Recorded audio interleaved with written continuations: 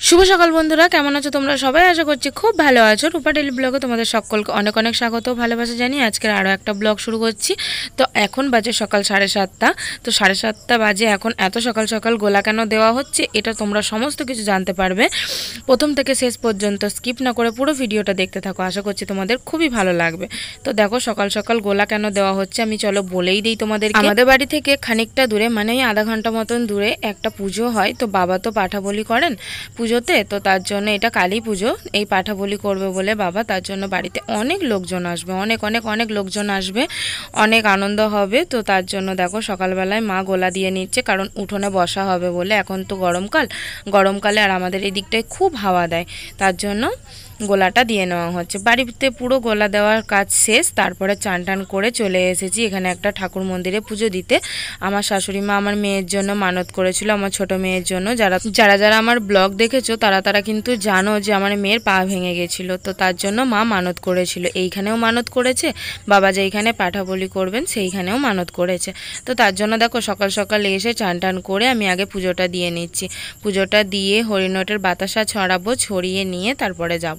তো দেখে দেখো আমার ছোট মেয়েও মানে ড্রেস মানে বাসি জামা কাপড় ছেড়ে গা হাত পা ধুয়ে তারপরে আমার কাছে বসে রয়েছে। আর এদিকে আমাদের দেখো বাড়ির সব পুচকেগুলো চলে এসেছে। আর এত পরিমাণে হাওয়া দিচ্ছে না, মানে কি বলবো তোমাদেরকে, খুবই হাওয়া দিচ্ছে। তার জন্য না ধূপটা একদম জ্বালাতে পারছিলাম না, খুব অসুবিধা হচ্ছিল। তারপরে দেখো আমার মুখ চোখের অবস্থাটাও দেখো, মানে ভালো দেখো দেখেছো কীরকম অবস্থাটা হচ্ছে। আর আমার মেয়ে যে কি পরিমাণে ভিডিওটাকে কাঁপাচ্ছে সে আর বলার কথা না।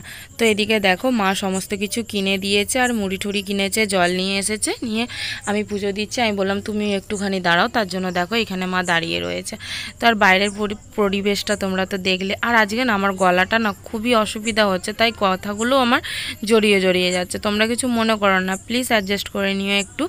তো এই দেখো ধূপটা ধরিয়ে নিয়ে এবার ঠাকুরকে ভালো করে পুজো দিয়ে নিচ্ছি। পুজো দিয়ে নিয়ে চলো এবার বাড়ি যাব। প্রচণ্ড পরিমাণে খিদে পেয়েছে, আর ঘড়িতে এখন 10টা বেজে গেছে। এদিকে রান্না বাড়াও তো চাপাতে হবে বলো, তারপরে আবার যাব এখানে ঠাকুর মন্দিরে। তো এখানে বাবা আগেই চলে যাবেন, তারপরে আমরা যাব। তো এদিকে দেখো রান্না চাপিয়ে দিয়েছি। আজকে রান্না না বেশি কিছু করব না, ডাল করব, সয়াবিনের তরকারি করব, আর দেখি বেগুন ভাজবো। সয়াবিনের তরকারির মধ্যে দেখো 3-4টে পটল আছে, এই পটলগুলোকে দিয়ে দেব। দিয়ে রান্নাবাড়া করে খাওয়া দাওয়া করে দেখো আমরা বেরিয়ে পড়েছি। আর এত পরিমাণে গরম করেছে, সাজাগোজা করতে ভালোই লাগছে না। তো দেখো আমরা যাচ্ছি জামাইবাবুদের ভ্যানে। তো তোমাদেরকে বলাই হয়নি, এই দেখো আমার দিদি জামাইবাবুরা চলে এসেছে। তো তারপরে এবার আমরা চলে যাচ্ছি ঠাকুর মন্দিরে। আর এখন বাজে কিন্তু 12:30টার মতো। জামাইবাবুর ভ্যানে দেখো আমাদের সবাইকার ধরলো না বলে তোমাদের দাদা ভাইও কিন্তু ভ্যানটা বার করেছে। ও বলছিল যে ভ্যান নিয়ে যাব না, তো তার জন্য দেখো ও মানে আমি বললাম যে তুমিও বের করো ভ্যানটা, তাহলে সুবিধা হবে, চাপাচাপিটা হবে না। তো ওই দেখো তোমাদের দাদা ভাই আসছে, আর আমরা এদিকে দেখো এই ভ্যানটার মধ্যে অনেক সবাই মিলে বসে যাচ্ছি। আর তোমাদের দাদা ভাইয়ের ভ্যানটা দেখো প্রায় ফাঁকাই বলতে গেলে, ওই 4-5 জন মতন আছে ওর ভ্যানে। তো এই দেখো এইখানে সমস্যাটা কি হয়েছে দেখো, রাস্তাটা তো দেখতেই পাচ্ছ কি অবস্থা। তোমাদের দাদা ভাই ভেবেছিল কি আমার ভ্যানটায় খুব একটা বেশি লোড নেই, তার জন্য আমি চলে যেতে পারবো, কিন্তু যে পরিমাণে রাস্তাটা অবস্থা, এই রাস্তায় কি করে যেতে পারতো বলো, এরকমভাবে উলান হয়ে গিয়েছিল ভ্যানটা। আর আমাদের ভ্যানটা মানে জামাইবাবুর ভ্যানটা অনেকটা দূরে রেখে দিয়ে, তাই ওর ভ্যানটাকে আবার তাড়াতাড়ি করে তুলতে এলো জামাইবাবু। আর দেখো সবাই চলে যাচ্ছে, আর আমি কিন্তু এই সাইডেই দাঁড়িয়ে রয়েছি। তো দেখো কি অবস্থা, মানে বলে না কারোর ক্ষতি হলে কেউ উপকার করতে আসে, দেখেছো কয়েকটা মানুষ ঠিক চলে আসে উপকার করতে। তো এরকম ঘটনা ঘটবে ভাবতেই পারিনি। দেখো কি অবস্থা, কিভাবে খালি নিয়ে যাচ্ছে, শুধু এইখানে না ওই দিকটাতেও একটু আছে।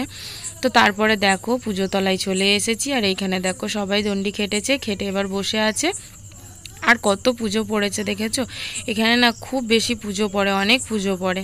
তো দেখো এটা না খুবই মানে দূর বলবো বলতে আমাদের বাড়ি থেকে একটু দূর, কিন্তু মাঠের মধ্যিখানে একদম, জানো তো রাস্তা দিয়ে খুব একটা বেশি দূর না, কিন্তু মাঠের মধ্যিখানে, তো তাই অনেকটা দূরেই আসতে হয়। তো দেখো এখানে পুজো টুজো হচ্ছে, পুজোটা দেখছি। আর এত পরিমাণে ক্যামেরাটা ঘোরাচ্ছি কিন্তু আমি না, জানো তো ঘুরে যাচ্ছে, কেননা এত পরিমাণে ঠেলাঠেলি হচ্ছে। ভাবলাম কি তোমাদেরকে একটু ভিতরটা দেখাবো না। তো ওইদিকে দেখো পাঠা বলি হচ্ছে কিন্তু। তো ওইদিকে তোমাদের দাদা ভাইও আছে, আমার শ্বশুর মশাইও আছেন। তো এদিকে পুজোর মানে পুজো টুজো সব কিছু হয়ে গেছে, শুধু পাঠা বলিটা হয়ে গেলেই এবার কাজ শেষ হয়ে যাবে, পুজোর কাজ। তো এই দেখো তোমার দাদাভাই, তোমরা দেখতে পাচ্ছ নিশ্চয়ই। তো চলো এবার ওইদিকে একটু যাই, প্রচণ্ড পরিমাণে গরম আর কষ্ট হচ্ছে। তারপরে দেখো আজকে আমি শশা বিক্রেতা হয়ে গেলাম, একদম শশা বিক্রি করছি।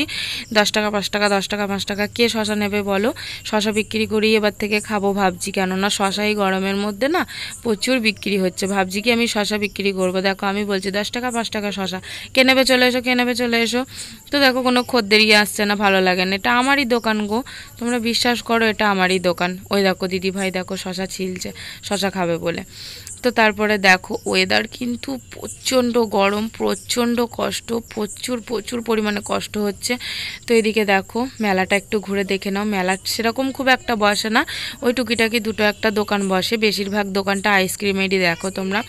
আর এদিকে আখের রসের দোকান, মানে এই টুকিটাকি দোকান বসেছে, কিন্তু ওই জিলিপি বাদামের দোকান বসে না। এই মানে কুলফি, বরফ মালাই, কাঁচা বরফগুলো ওইগুলো সব বসে।